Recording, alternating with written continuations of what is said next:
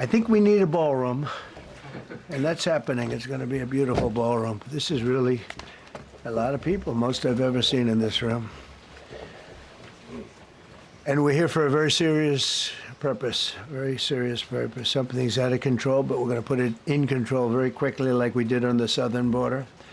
I'm announcing a historic action to rescue our nation's capital from crime, bloodshed, bedlam, and squalor, and worse. This is Liberation Day in D.C., and we're going to take our capital back. We're taking it back.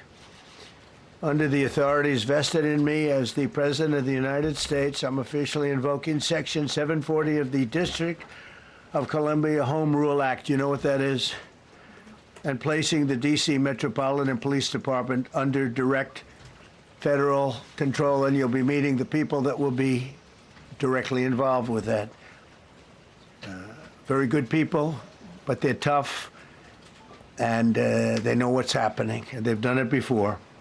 In addition, I'm deploying the National Guard to help reestablish law, order, and public safety in Washington, D.C., and they're going to be allowed to do their job properly. And you people are victims of it, too. You know, you're reporters, and I understand a lot of you tend to be on the liberal side, but you don't want to get mugged and raped and shot and killed. And you all know people and friends of yours that happened.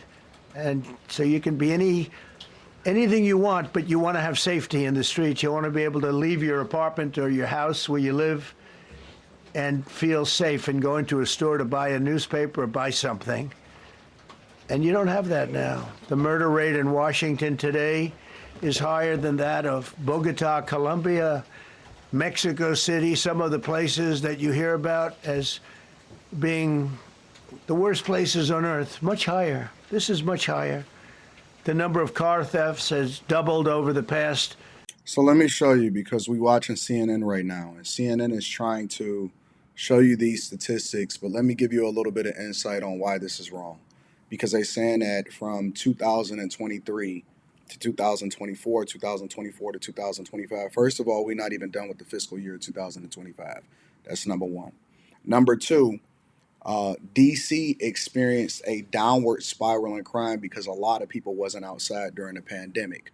So they're comparing it to years that then spiked up because the crime jumped up once people were able to get outside in 2023 because everybody was locked down 2021, 2022, right? So the crime jumped up and then it started to trend downwards towards what it was prior to the pandemic, right? But the reality is that it's still too high.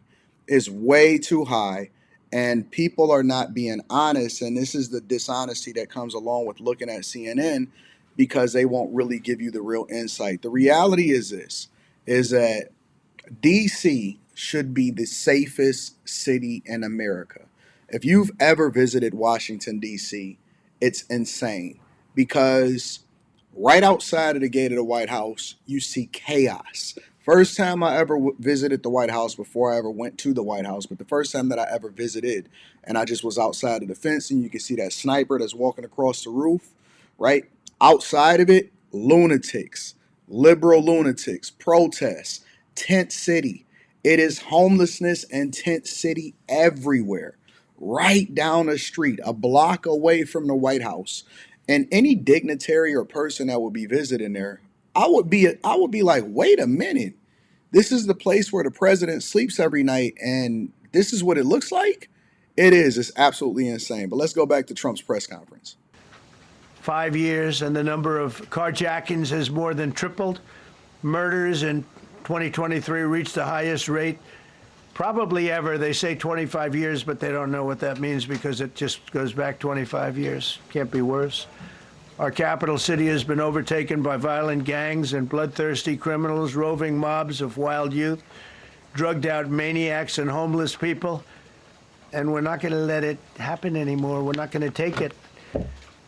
Just like we did on our southern border. Nobody comes through our southern border anymore. 3 months in a row, we had zero. I don't know if that's right, but the people that do the work, it's a very liberal group of people, actually, and they actually said zero for the last 3 months. Nobody thought a thing like that was possible. And You know, when you say take a look at numbers, I just saw some charts. These are different cities throughout the world. Red is, okay, the red is a place called Washington, D.C. Look at these. Baghdad is, we doubled up on Baghdad. Panama City, Brasilia, San Jose, Costa Rica, Bogota, Colombia, heavy drugs. Mexico City, I mentioned, Lima, Peru, all double and triple what they are. So do you want to live in places like that? I don't think so. I don't think so. And I think the people in this room, if you wrote correctly, you'd see, look at the kind of numbers we have. D.C., 41 per 100,000, number one that we can find anywhere in the world. Other cities are pretty bad, but they're not as bad as that. That where you want to live?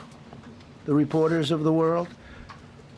Juvenile offenders and crimes against persons, as they say.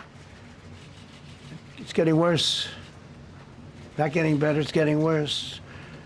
And we had a recent indication. There was a story about a man who was just left. He quit because he was asked to do phony numbers on crime. And we're going to look into that. I think Pam is going to be looking into that. But he was asked by the city, I guess, that we don't want to show the real numbers. Let me do numbers so it looks like it's going down. Not going down. And under Biden, it was a disaster. And nobody did anything about it. We're going to do Another thing that they like to do is they underreport crime. So they're doing two things. The first thing that they're doing is they're underreporting, so that if you look at places like Washington, D.C., Chicago, Los Angeles, for example, just to give you a broad example, Los Angeles, for example, they had a recent crime spree where one of the things that they did was they got LA street takeovers. It was doing burnouts. It was breaking into places right outside a crypto arena. They also started ransacking gas stations. They take every single thing that's inside of there. And because, the police officers don't show up until hours later, they also tell the owner, and they said, well, we can't do anything, so this is simple shoplifting. So do you just want to keep it moving and go about your day? They don't report it as a robbery. They don't report certain crimes, and they underreport it. The second thing is because there is no police, a lot of people don't even call, or by the time that they actually get there, they downgrade it because they don't consider it violent crime because maybe nobody got hurt in the process. So they're reclassifying crimes, and they're changing how it is that they designate things so that they can try to make the numbers look a little bit better, and trying to say, well, crime is down statistically. It's not. It's actually up, bro. things about it like you wouldn't believe. It's time for dramatic action. We're going to do the same thing over here. It's going to be a very safe city very soon. We're not looking to just take years, because a lot of people die in years. And we've got incredible people in this country, except we have to allow them to do their job. And that we will deliver like nobody's ever delivered before. I actually think it's easy. You know, if you're competent, it's easy. If you're incompetent, it's impossible. But I'm very competent. Last week, my administration surged 500 federal agents into the district, including from the FBI, ATF, DEA, Park Police, the U.S. Marshal Service, the Secret Service, and the Department of Homeland Security. You know, a lot of nations, they don't have anything like that. They got some police, and they're rough police. They don't have DEA, ATF, FBI, Park Police, the U.S. Marshal Service, Secret Service, Department of Homeland Security.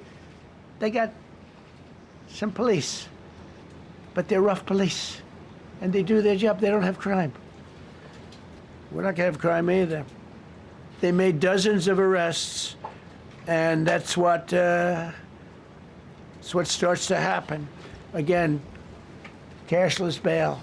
Watch what we do with that. Today, we're formally declaring a public safety emergency. This is an emergency. This is a tragic emergency.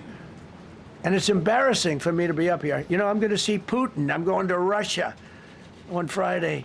I don't like being up here talking about how unsafe and how dirty and disgusting this once beautiful capital was, with graffiti all over the walls. It's another part of it, by the way, because we're talking about safety, but we're also talking about beautification. We have the most beautiful, potentially, capital in the world. We always had.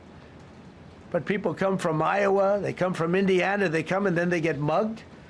Not going to happen. Keep coming, because by the time you get your trip set, it's going to be safe again, and it's going to be clean very quickly. I don't think that that's an unreasonable ask. And now I'm starting to see people, which I'll drop some videos for you guys today. I'm starting to see black people complain about the fact that Trump is going to be cleaning up Washington, D.C. Crazy. Let me know what y'all think inside of the comments. Make sure y'all tap into the Patreon. Link is in the description. Tej Henley, 40% off your first order, 20% off for life. I love you. I appreciate you. I'm going to holler at you guys later. Peace. Let me know what y'all think inside of the comments.